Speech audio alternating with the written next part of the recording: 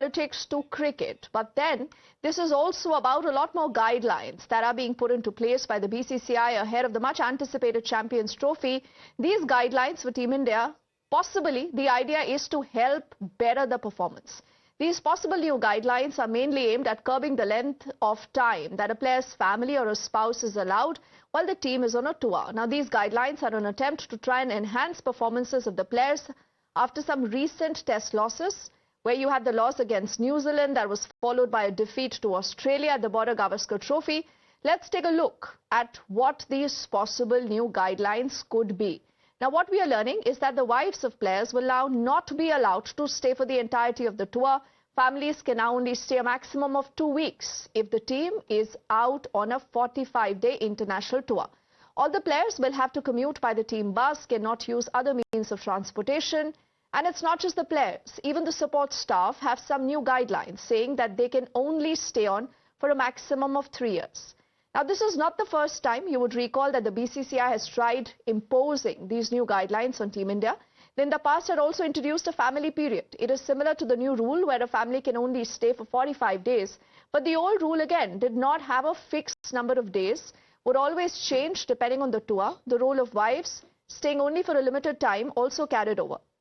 The BCCI then even had to bring a rule to say that the families of cricketers will not be allowed to travel on the team bus. So what really has gone behind this? What are the kind of responses? Arunil is back with us. He's tracking the story also. Arunil, any first responses we already have?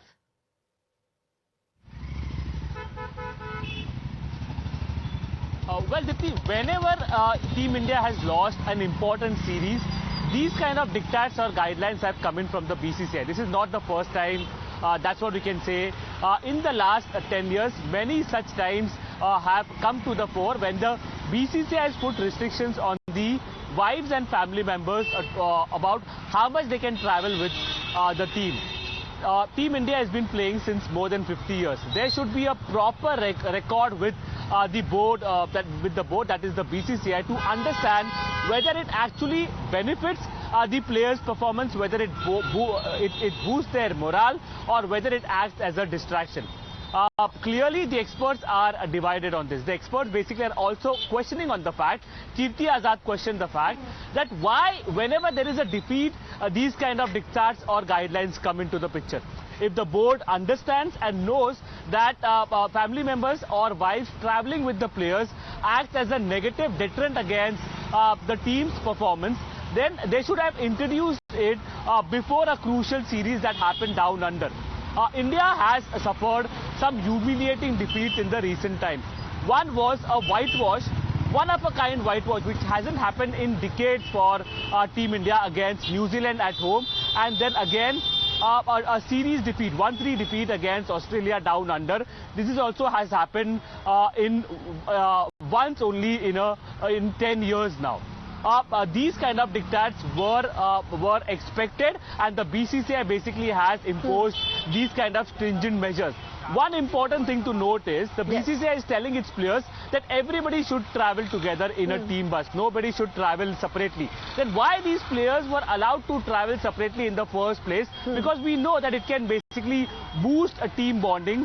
Why they were allowed in the first place? Exactly. Why these star players were given special leeways? That is a big point of question that clearly comes to the fore. Another significant aspect that needs to be discussed is Rajiv Shukla, the vice president of the BCCI, has rubbished reports of a rift between the captain, that is Rohit Sharma, and coach Gautam Gambhir, because these kind of reports were coming in when the series was happening in Australia. Rajiv Shukla has said there is no rift within the Indian team's think tank.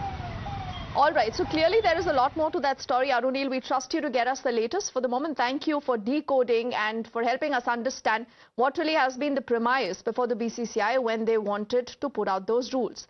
But let's quickly